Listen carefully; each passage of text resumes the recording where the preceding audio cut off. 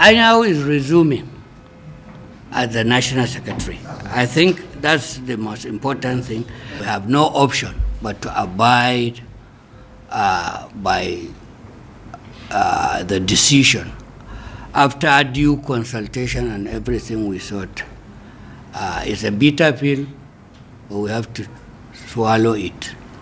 Whether I want to use this opportunity to call on all our party faithful to know that it was a difficult decision, but survival of the party is more than all of us, more than everything that you feel that you yearn for.